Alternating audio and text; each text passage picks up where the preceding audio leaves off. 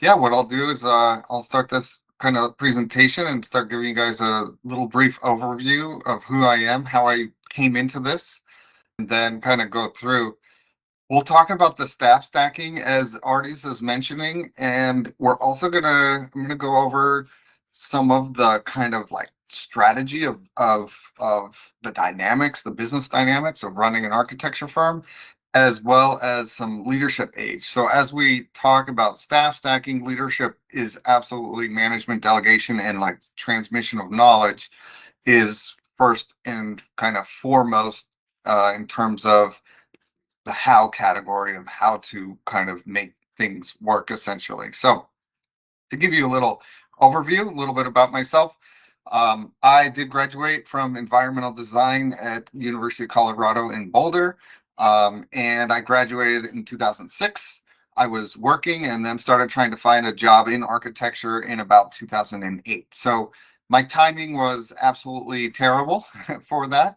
And ultimately, I stopped trying to find a job and decided to take some of the savings that I had and do a trip. And I ended up in Medellin, in Colombia. We had done a nice trip through Central America to kind of get to see a lot of places. And I really fell in love with that city. And I got involved because I wanted to put my architecture degree to use, my construction, because I had done construction work throughout university as my job. And I wanted to put those two together, and I was interested in real estate investing. So I got connected with a very small three-person real estate company, and I started offering architecture and design services. What they were doing is selling apartments to foreigners, and then I would do designs and remodels for their companies. It quickly scaled, and that worked and was very successful. So we quickly started scaling, and I found myself building an architecture team, then a construction management team, and then eventually I became the president of that company. And we scaled it from about the three people I started to about 120 people. And so I saw a lot of the pain points along the process of scaling. I saw what it's like to run a small company. I saw what it's like to run a large company, and then everything kind of in between as we work through all those pain points over time. And it was an investment company, and there was lots of different things. We did hospitality, we did architectural design, construction management, and then like these turnkey investment packages. And we ended up working in about 5 cities in 2 different countries. So it was a really fun experience. And for me, my career has always been very design and architecture adjacent. So I'm among the category of my sort of graduating class who ended up not being fully in the day-to-day architecture work, but being always architecture adjacent. And so what I do is soon after kind of the opportunity there in Medellin, Colombia ended, I was there for about 15 years. I was looking to come back and kind of get closer ties to family. And so I found a firm that was in Austin, Texas. And they were about 6 designers and 2 administrative staff at the time that I saw them. The owner had really wanted to be a bigger firm and never was able to really get past scaling. So they would usually be around 6. Sometimes they'd go up to about 10 and then drop down. And he always wanted to be eligible for larger, more interesting projects. And he wanted to have a bigger company, but he wasn't able to achieve that. So he had 23 years worth of beautiful work, portfolio, reputation in the city, but just couldn't get the business management side. So I came in with a partnership with him and said, hey, we're going to turn around the company in terms of think about it from a business perspective and work with you on growing that company. As we did that, we were we were integrating because I had already worked with a lot of people in Latin America who were really great architectural designers, really great engineers. I knew they had all the technical knowledge of the tool use, the modeling, the drafting, and I knew they were going to need to gain some experience on the regional construction methodologies. And so what we started doing was building a plan where we were growing that company. The whole premise was don't let anyone go. Institutional knowledge is absolutely gold. And so what we worked on was trying to take the existing body of design and architecture knowledge who knew the firm and kind of put them for the ones that really wanted to be on a leadership management sort of trajectory, and incorporate some kind of nearshore being same time zone, like real time pick up the phone collaboration team members who were fully dedicated to that firm to be able to help kind of average down the labor costs effectively and be able to invest into additional sales for growth, additional marketing, and generally like bring down the working hours of the entire firm. When I got there, they were doing on average per person 65 to 70 hours a week. And that's not just the owner, that was a lot of the other people as well. And so for me, I saw that was causing a huge amount of turnover. And so one of the first things was, okay, well, let's average down our general costs so that we can save a little by not demanding so much work from these people. And that effectively would help us retain our existing talent longer and create a really strong foundation for this remote talent to plug into. So that's a little bit about me. Soon after, I got much more excited about the impact that the staffing stack strategy and the staffing stack of taking like body of knowledge people who are already in a firm and adding some additional production support. And so that whole that whole thing caused me to start WeCollabify. And so ever since, I've been working on staffing for architecture firms, using remote talent for architecture firms, and then strategic oversight to try and help for those that are interested in this help on how to develop the firm. And so each of my clients is different. Some of them really want that. Some of them really don't feel the need for that, but they do love having access to talent. And then the way we go about it is very specifically based on what I know architecture firms frequently need from this perspective. So that's kind of it in terms of an introduction to myself and how I got into this. So there's as I saw the scales of these different companies, I start looking at different scales are easier to sustain from a strategic business perspective than other scales. And sometimes just being at the wrong scale can create a lot of additional and excessive work that basically makes it very, very hard to stay in business or maintain some sort of degree of consistency with the people that you have. And I look at it like a ladder. There's these resting points as you're scaling. Let's say you're starting from a solopreneur kind of single person architectural practice, and then you're sort of scaling up. And there's times when you're wildly overwhelmed, and then there's times when it's a little bit less overwhelming as you go, depending on kind of the scale. And a lot of it has to do with what you can afford along the way as you go in terms of additional support for the needs of the company. And one thing I'll talk a lot about is the needs of the company. It's like, think of your company as an individual. It tells you what it needs because you, as the owner, are usually the one who's focusing your time on the biggest problem that that company has, which is the biggest need that it has at any given time. And so that's just kind of a framework I like to think about this. And we're going to talk about like certain scales that start stacking the odds in your favor as you're running your architecture practice. Um, so I think that 20 people in your firm is a magic number. Some people want to scale to that, some people don't. It doesn't exactly matter for the context of this presentation, but it really is a magical number in that you can start to have additional stability from the whole entire business perspective as you start pushing towards that number. So we'll kind of talk why I think from, again, business strategy, why 20 is it's just a general good kind of milestone to strive for. One thing is you really can't grow if you're doing all the work. I always look at everything from what can you do with your time? If you're doing all the production, you likely don't also have time to go do the perfect networking and then go into your, BIM and set up the perfect templates and the perfect detail library. There's just not enough time in the day. So if you're doing everything, you are the bottleneck to the growth. And then if you if you are looking for roles that are focused on efficiency, BIM manager is one. I believe that from day one, a solopreneur needs a BIM manager, but it doesn't mean they can afford to have a BIM manager. It just means that it would be nice if it was there. And so as you kind of scale, you can start to have a little bit more revenues that are set aside for efficiency oriented roles, administrative oriented roles, layers of management, and then additional marketing and sales engine kind of oriented roles. So that's the whole thing is as you scale, your ability to afford more and more experience for some of these things that the business is requiring along the way, the more stable that whole environment can ultimately become along the way. So a couple, and I'm not going to read these bullet points. And actually, I forgot to ask Artis, but do you mind recording this? Because we could make it available to people if they want to reference it afterward.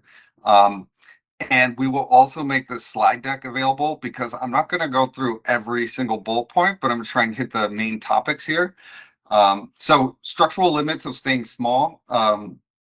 Basically, if you're bringing in all the business yourself, there's certain limitations. You can only sell so much work as one person. So that's just something to keep in mind because that will keep you at a certain size.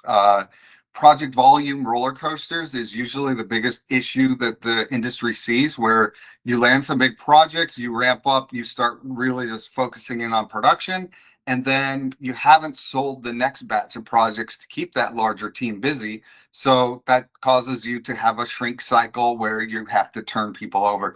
And if you're turning people over, you're sending institutional knowledge out the door. Basically, you or your management team who have invested time in bringing somebody along for your systems, your details, your graphic standards, the way you like to do things, then leaves your ecosystem. And next time you land a project, you have to do all that over again. So you're kind of repeating a lot of work as you're on if you're on a project volume roller coaster. So that's an issue that happens when you're small. It's also just generally difficult to afford keeping your softwares up to date, keeping like any specialists in there that might help you run a better business. That could be admin, invoicing, accounting. It could be all the things that as a business owner, when you don't have an expert to do that thing for you, you're doing it, or you're trying to get somebody on your team to help you do it, whether or not they're experienced in that or not. So that's kind of a general limitation. Another thing is small firms, everybody has to know very broad amounts of information, and it simply takes longer, in my perspective, to bring those people all the way up to speed to be able to achieve their role. So as you get a little bit bigger, some of the roles start getting a little bit more defined, let's say, and therefore the knowledge base that they are going to have to take on isn't quite as broad. So that just generally, again, at the conceptual level, means you're not investing as much time in the individual to bring them up to the standards of your firm. And we all know, and this is partly what we're up against and why I focused on the business of architecture.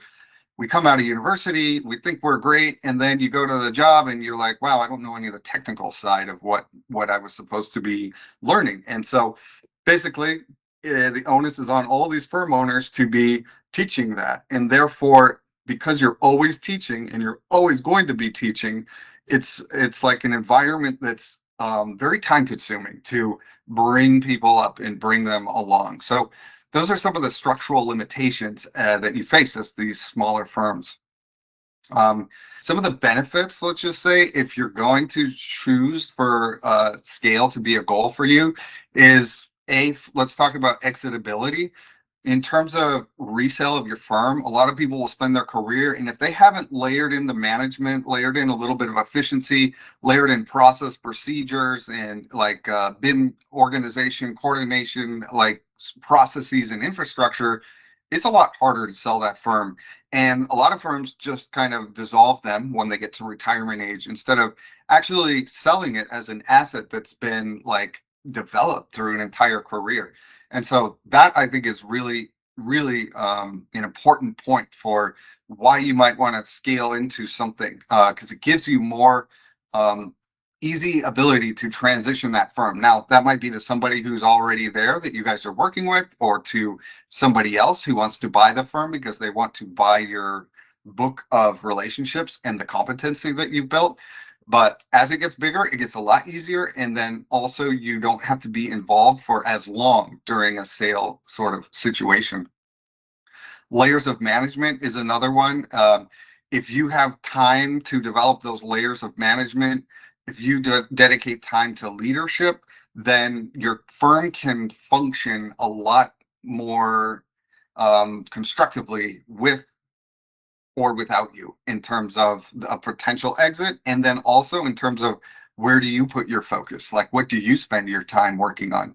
If the firm has leadership and management, you don't have to be spending all your time in business management if you don't want to as you kind of grow. So the other big thing is interesting and fun project types. And this was with that Austin firm. They wanted to be eligible for like more civic projects. They wanted to be eligible for maybe a high rise. They aspired to really be eligible for the cool kind of project types that we did in studio that we would practice on and stuff. And just from a financial component, because I was on the developer end and I dealt with the developers and I dealt with the banks, it's much harder to win a contract like that because the banks have a say and some influence in terms of who's going to be able to do that project based on the experiences that they have. And as you kind of get to this scale, you can sell your whole team as an operation, and you're much more likely to be able to do those projects. Some people are very small and they still can win some of these contracts, but you have a much higher probability of doing that as you go. So that's kind of some of the benefits that I think scale can bring that maybe people don't think about or look at kind of initially. And it also, scale helps you afford more. Higher scale means higher revenues. If you're doing it profitably, it means you can afford more for marketing and sales campaign, for efficiency roles, for strategic consultants that help you go in the right direction, the right tools for the job, which is a huge limitation for some of the smaller firms because there's such expensive tools that you need. So just as a general kind of guideline, I threw this together, which is if you're kind of 1 to 3, maybe you can afford 2,000 a month on administrative, tasks. Maybe that's reception, maybe that's just, random HR tasks or whatever. That's a pretty small amount. And usually somebody who's like a family member or somebody known to that firm owner is going to do these things. And maybe they didn't get trained for it, but they kind of have a tendency to be able to do some of that. And so that's kind of where you are there. At 3 to 10, you're probably spending 6,000, maybe more per month on administrative management, like organizing the company and setting processes. At 10 to 20 people, you're closer to 12,000. I know these it's a big range, so that number can change quite a bit depending on where you are in that range.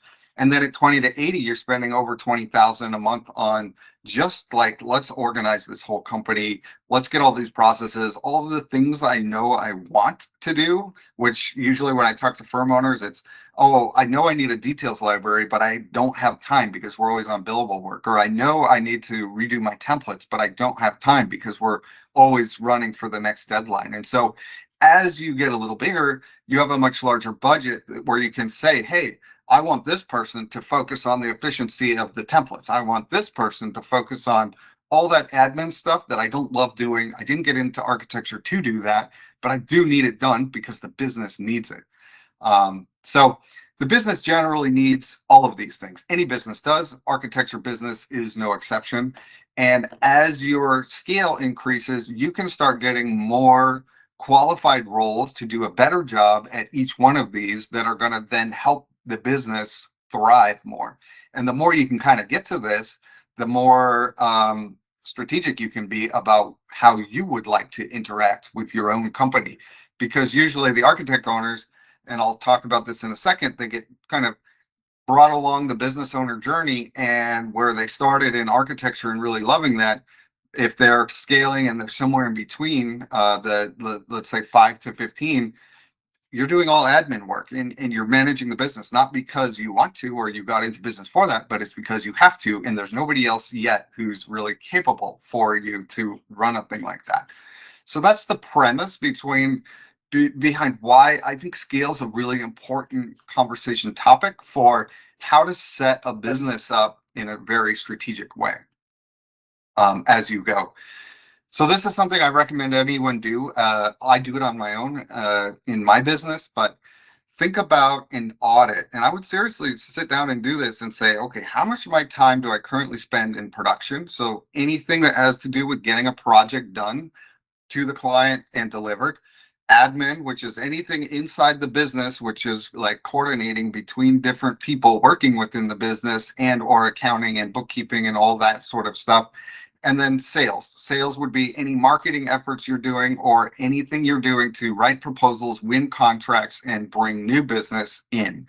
For me, these three buckets pretty much can tell you where you're going to be spending your time as a firm owner. So what I did is I threw this little chart together, and it just kind of shows the journey of how you're going to be committing your time to, like, generally as a firm owner as you're scaling your business from 0 to 20 to 25 people here. So on the x-axis here, you can see the number of employees generally. And so as I start this animation, it's going to start moving towards the right, which is simulating you're in a growing firm.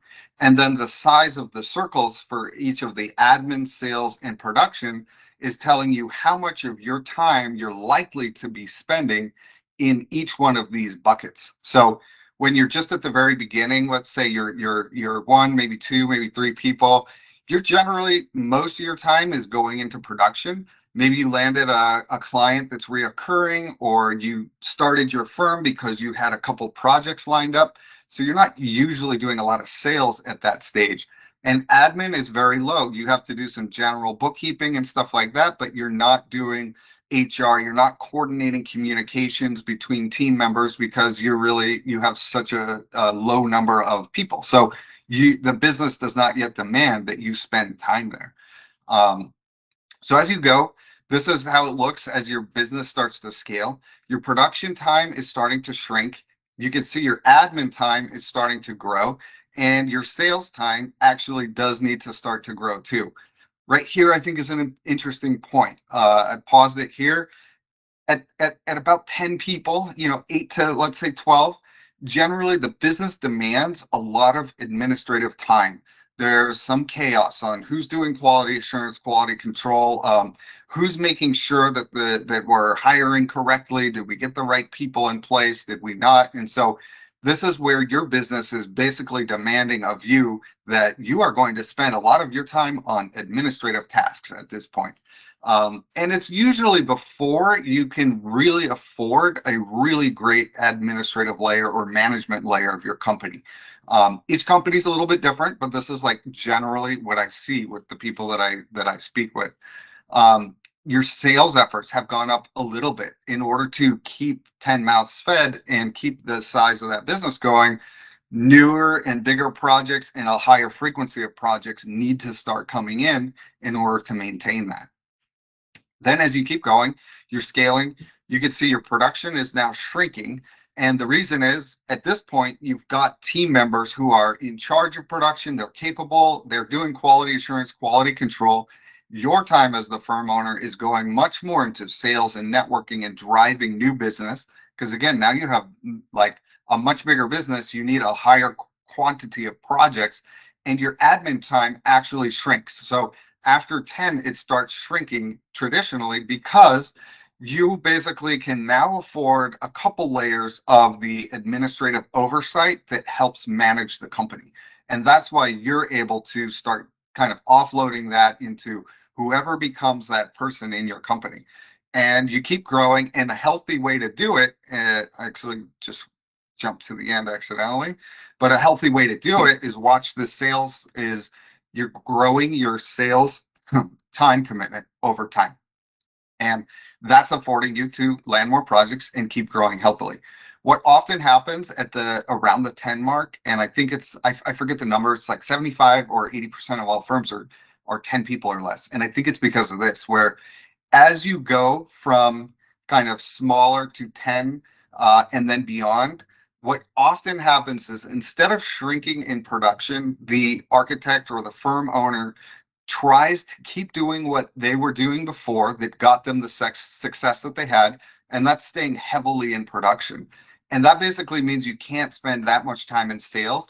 And as you're not spending that much time in sales, you're not feeding the future of that company. And therefore, you kind of end up going through this cycle where you start shrinking back.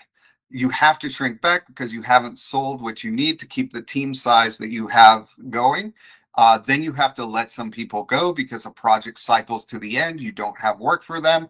And then you lose that institutional knowledge and you kind of go back to here and you start over again. You're back into production because the company mandates it. So now you're back in production, you're getting some sales, and then you kind of pick up momentum. And that the company I told you, they spent 23 years kind of going from here to here to here to here. And the reason was they just weren't taking the time or creating a situation where they could part from the production and spend more time in sales or get a sales kind of personality to help them drive those sales. So I think that those are interesting and kind of fun dynamics to keep in the back of your mind as you're moving forward, as you're kind of pushing. You really should be doing sales or get somebody who is helping you to do those sales. Some people with great partnerships are able to achieve that by having multiple managing principals, bringing in work. That's really good. Those types of structures work really well. But this is just a general kind of overview of what I see in the scaling journey up to the 20. And it's worth mentioning that, 20 to 25, you're really in reaction mode still. You're just reacting to what the business demands, and you're usually a little bit overwhelmed and running, just trying to make sure everything's kind of functioning. Once you pass that 20 to 25 number and you're stable, now you've got management layers, you've got your sales kind of worked out, so you're bringing in a consistent volume of work, which takes away and averages out that whipsaw kind of roller coaster of winning a project and not having work, then winning a project. Because with a higher volume of work, if you lose a project, it's not as impactful to the general company's health. And so you start getting more strategic.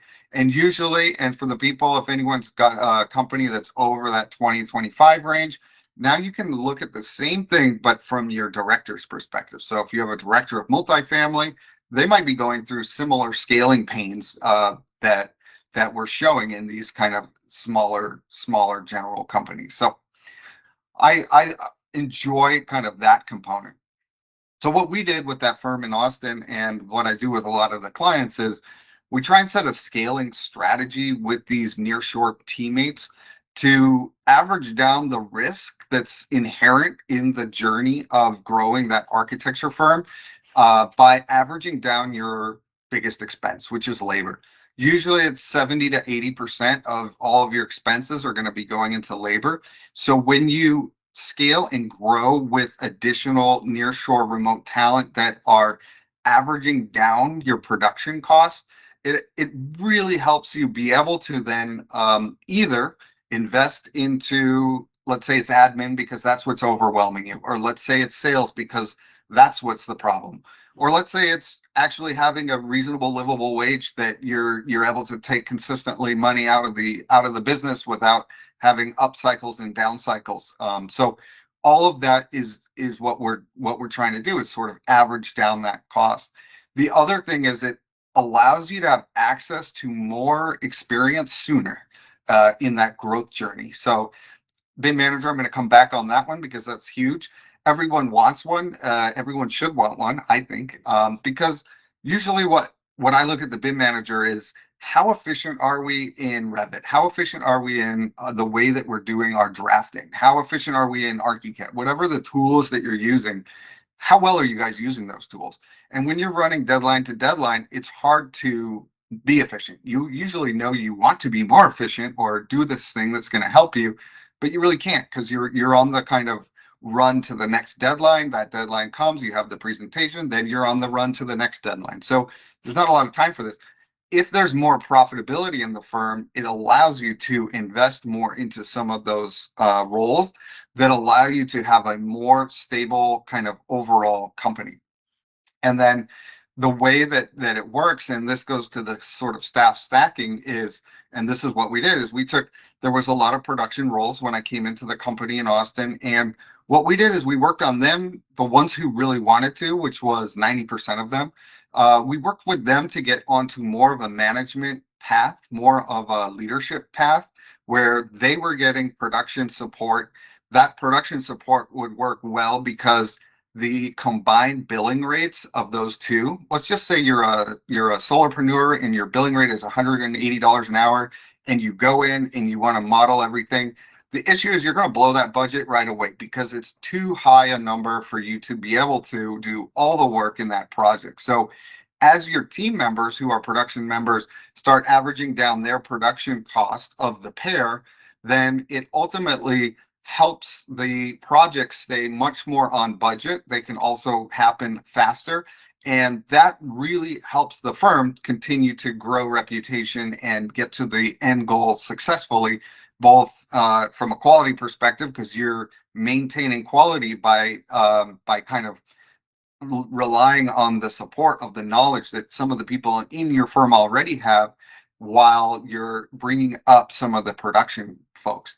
And that firm in Austin, as we did that with those production folks, they started being able to then in turn train additional production people that were under them. So as time goes on, and usually this doesn't happen until about a year afterward, the people who are remotely connected can now actually start to bring up some additional members of the team who are also remote. So now from a firm owner, you've pushed some of your labor costs to a more reduced kind of cost environment, and then also some of your firm training costs to a reduced cost environment. And so that's what really just helps strategically tip the scales in favor. And there's a couple quick tips to mention. I think fostering a culture and a mindset of long-term dedication is everything. Some kind of outsource people have the black box model or the India model, which is it's going to get done while I'm asleep. It does work for some specific project types that are highly repetitive, but mostly architecture is very collaborative and it needs real-time collaboration. The knowledge transfer that needs to occur needs to happen in real time. And so the more long-term you're thinking in terms of your in-staff resources and your remote resources, the more you're going to gain on compounding knowledge gain of the whole entire team.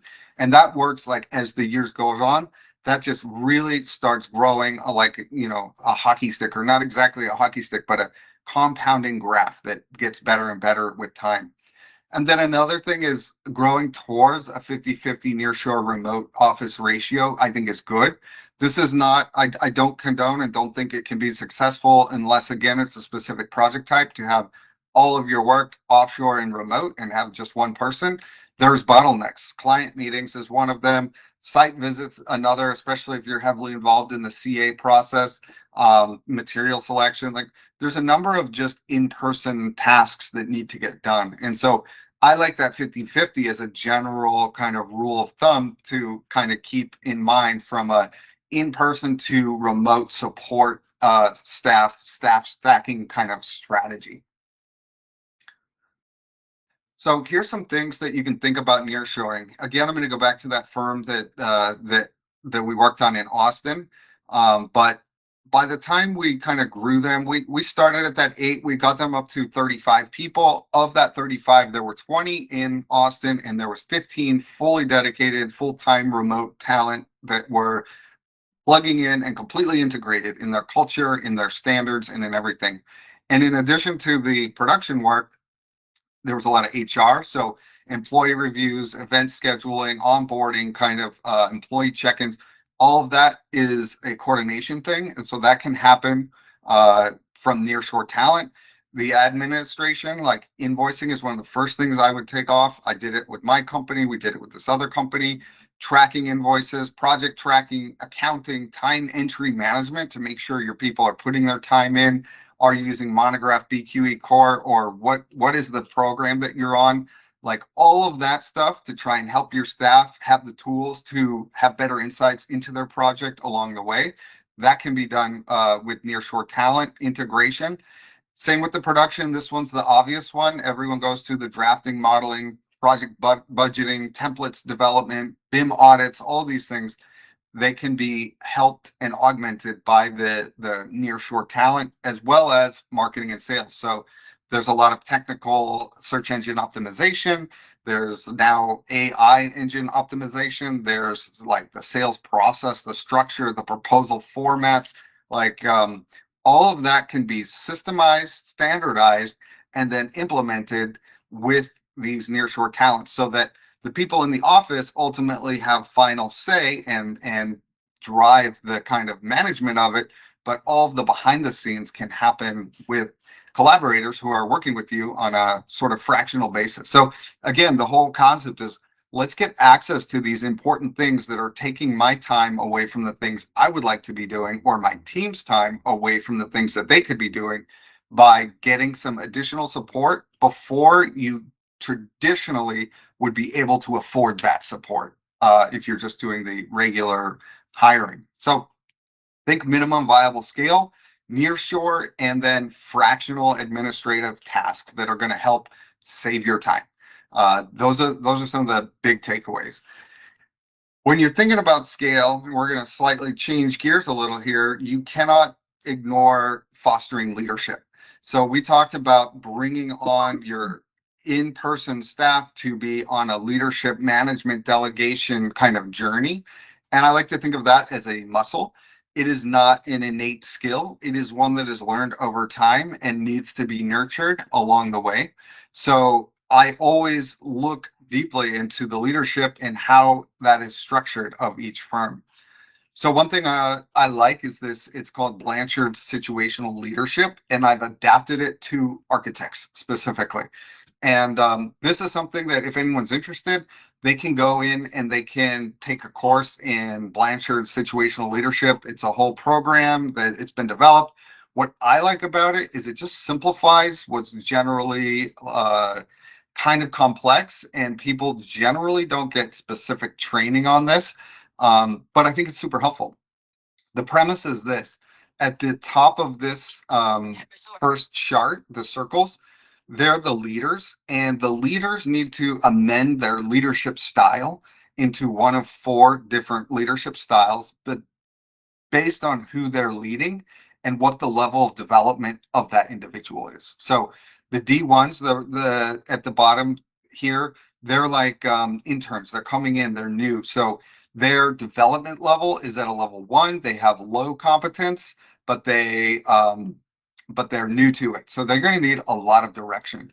And you slide that scale to the D4. If they have high competence, they've got a lot of experience, the leadership methodology changes for them. So let's go with the S4. I'm going to start with the green circle. This one's you're leading someone. You have identified that they're a high kind of competence, so they're D4 in terms of their development. So you're going to be delegating to them, and you're generally going to be supporting of them, and that's about it. You don't need to go deep into the weeds. On the S3, you're supporting. You're being highly supportive of them. You're not just straight delegating, you're being just very supportive in your interactions, but you're also not being exhaustive in the direction. You're not giving a lot of directive kind of leadership. On the S3 leadership style, or S2, sorry, leadership style, you're doing a lot of coaching. So as you're coaching, you're kind of doing some directive behaviors, and then you're coaching along and saying, hey, how can I help? I'm checking in on what you did. How does this look? And it's a different leadership style. And then the D1 is you're directing all the way. You're saying, hey, I want you to do this. It should take about this much time. Here's a reference set of what it should look like when you're done. Here's where you can pull for information from our studio's graphic standards and this. Here's how you do it. And then you're checking in with them frequently on that. And so as a leader, if you're thinking, what is the person on the task that I'm assigning them? What is their level of development? And what does my leadership methodology need to be able to get them where they need to go next? And I'm going to give a couple examples. Each of these leadership styles is totally necessary. Some people tend towards one or the other in terms of the spectrum. I tend towards just my nature. I like to be a delegating S4 leader. It's my nature. It basically means that if I have somebody brand new to my ecosystem, it's a little bit hard for me to actually get into the directing mode and give them all these layers of detail to make them successful. And if I try to take my preferred leadership style, which is delegating, and I have somebody new and I say, hey, go do this thing and let me know when you're done, they're going to be confused. They're not going to know what to do. They're going to be frustrated. And eventually, that frustration and friction leads to turnover. Neither one's going to be happy. I'm going to say, this person doesn't know what they're doing. They're going to say, I don't know what to do. And it doesn't work.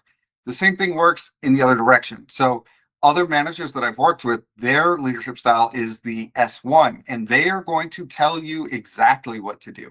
And let's say they have an S4, and I dealt with this a lot in Austin, where S4s were coming in, but the directing style was, I want to micromanage in a certain way. I want to direct everything they do. That creates all kinds of friction because the development level 4 person just wants to run. They know what to do. They want to run. And the directing leadership methodology is causing them not to be able to do that. And that causes friction and it causes turnover as well. So I like this for firm owners, but also anyone along the way who's going to manage or be called upon to delegate to anybody, because it's just a framework. The question should always be, on this task that I've assigned, what is their development level? So we've got these general guides, development level 1, they're advanced beginner, development level 2, they're competent, development level 3, they're proficient, and development level 4, they're now more advanced.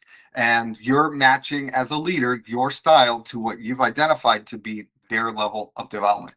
Also keep in mind, they're often probably going to think they have a higher level of development than they actually do. So there's a lot of kind of back and forth there while you're trying to help them in the right way, because you know that you've identified what their development level is there. So now we're going to go more specifically deep into architecture. Here's the curve. Like, as you're learning your development level 1, and as you're gaining more experience, you're becoming development level 2, level 3, and level 4. And then here's the I love this second chart. I think it's so spot on for almost everything in life generally. But when you're new to a thing, think about yourself when you first came out of university.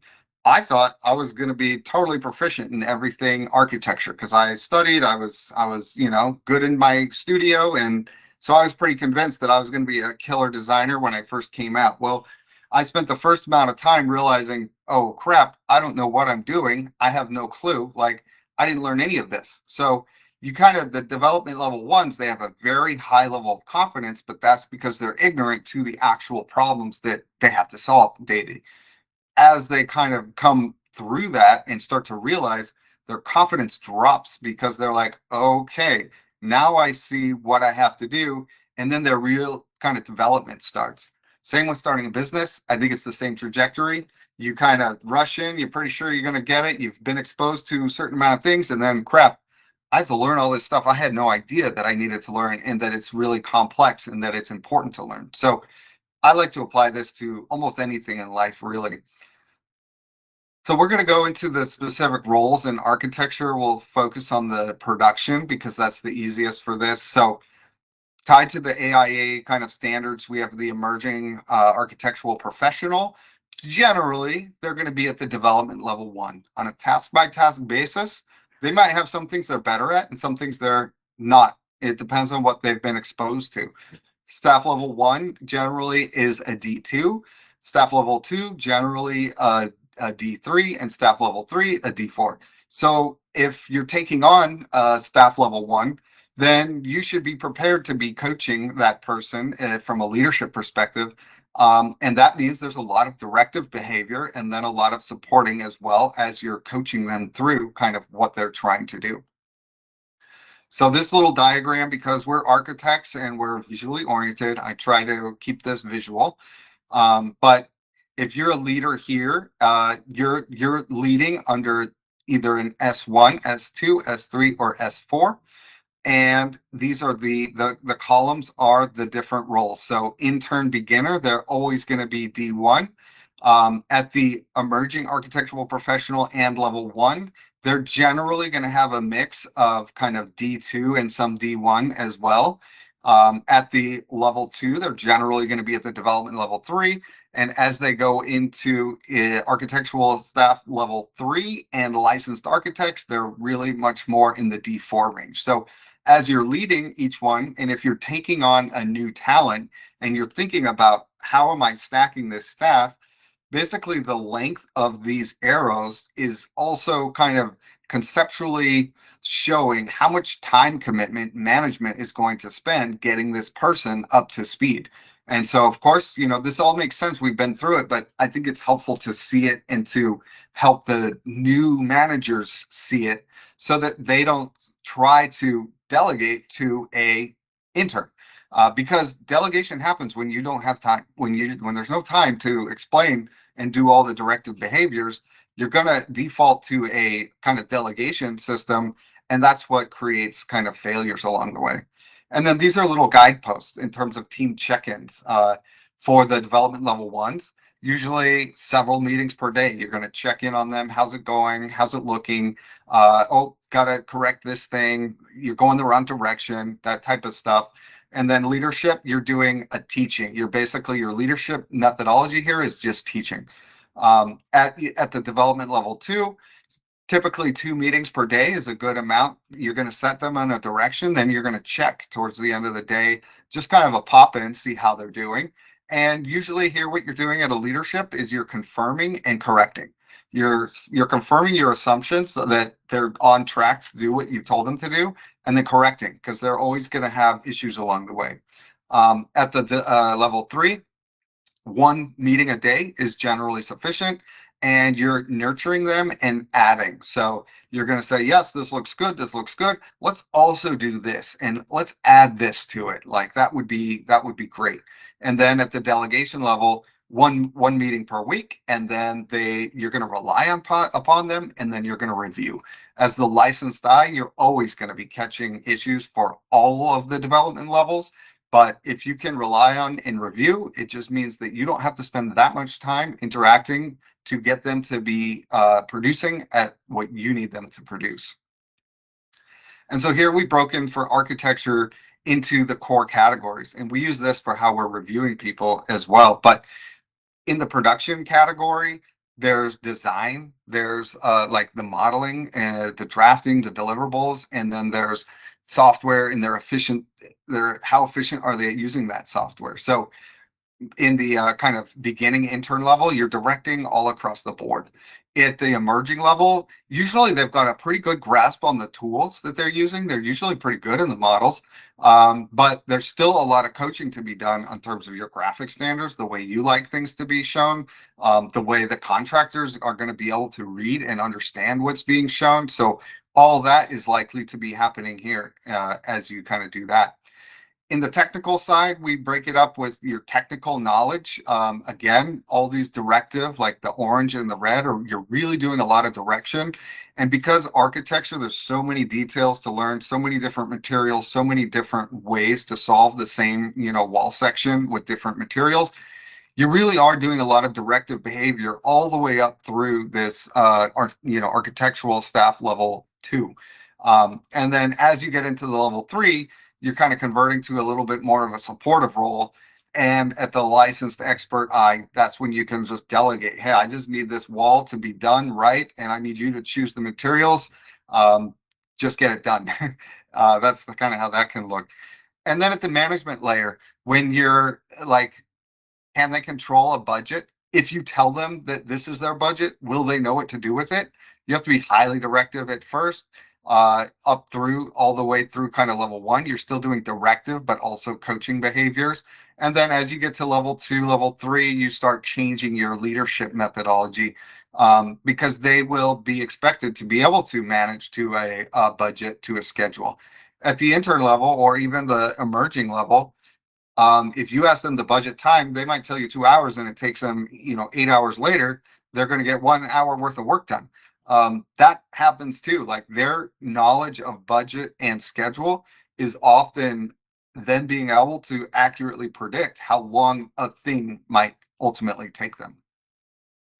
So again, because it's task oriented, when we're reviewing people, we do it like this.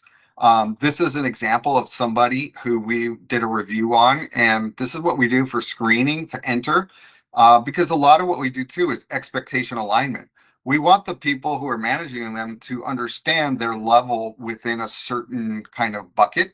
So this person, for example, we're saying, okay, they're generally at the level 2, but their design is going to require kind of a coaching methodology in terms of the way we're going to go about leading them, because they're not D4s, but they're really good on the deliverabilities of graphic standards and workflow. So you don't need to get into this directive behavior with them on those different things.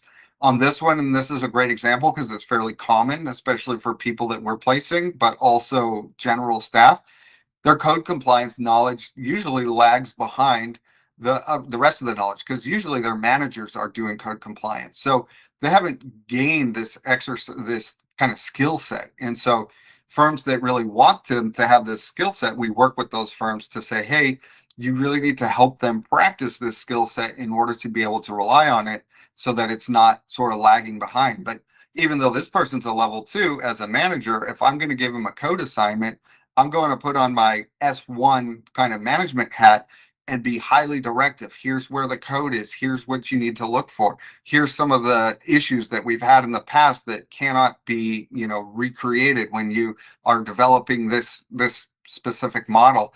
And when the managers know that that's what they need to expect, they get less frustrated. When I went into that firm in Austin, every single person said, the biggest problem that I have is that I don't have talent or staff that know what they're doing. And that was, at that time, it was all in person. And this was before we started incorporating some of the remote talent. And then the leader of the firm said the same thing. And so for me, I took away, I was writing my notes. I'm like, okay, we have a leadership problem. We don't have a staff problem as much as we have a leadership problem, in terms of identifying where they're strong, where they're weak, and then adjusting their leadership style to match where the development level of that individual is for the task that was assigned.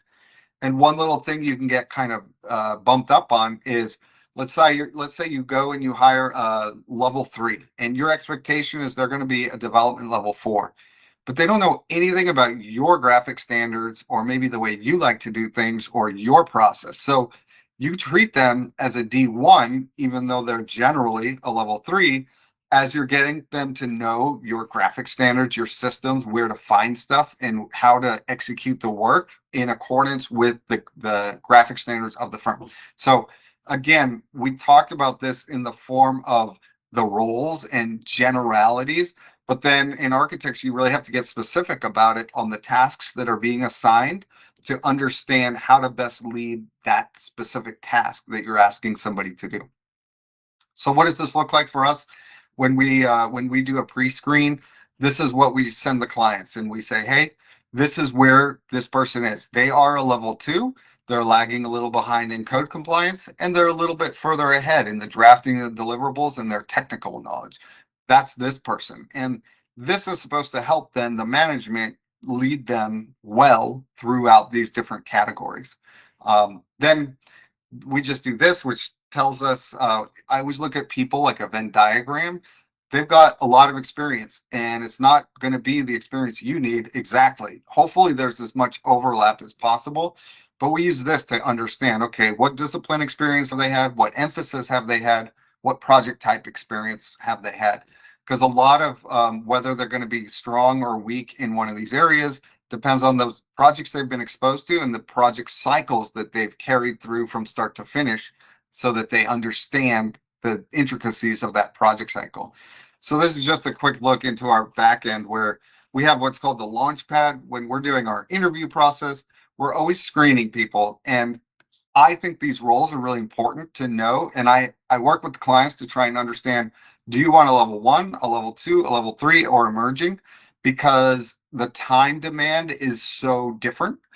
Somebody might have no time. And I get this with like, if you're a solopreneur and you're looking for your first hire, I don't think that emerging is a great option, because it takes so much of your time to get that person up to speed that it's really not worthwhile because a solopreneur has to do everything.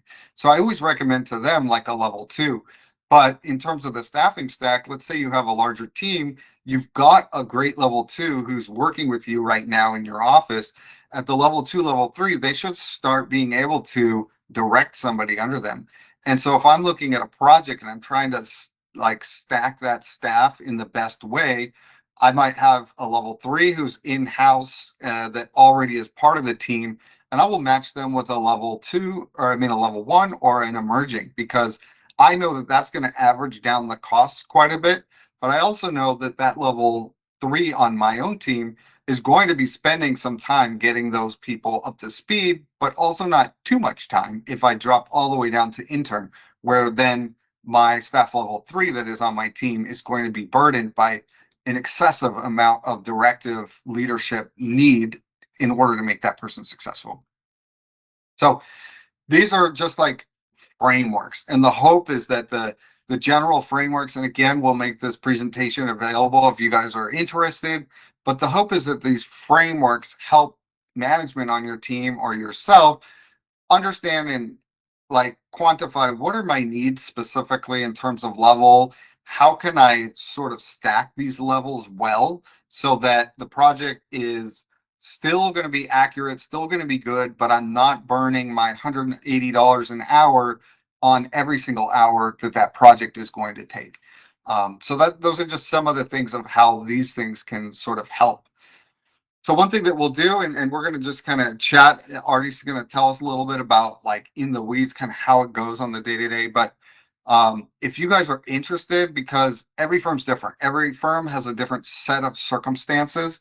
So we can do a free, like I call it the firm discovery, where we kind of learn a little bit about who's in the firm, what are their experience levels, what are the holes at the moment, and what generally needs to be filled. And then I just help kind of create ideas along the way of these are buckets of things that the firm is needing that are not being met currently that could be met in this way, that way, or a different way. And sometimes that's like using existing people to kind of rearrange some things. Sometimes that's bringing on additional assistance and help through the company that I have. So that's kind of how that works. But I like to jump in and look at the specific situation of the firm, because I just talked a lot of generalities, but every firm has a different series of circumstances that leads them to different decisions that need to be made. And then for anyone who's interested, you can also just send me a note. My email here is strategy@wecollabify.com, but we have a case study of that firm I talked to you about in Austin, and we kind of wrote up like what was the trajectory and how did this firm evolve.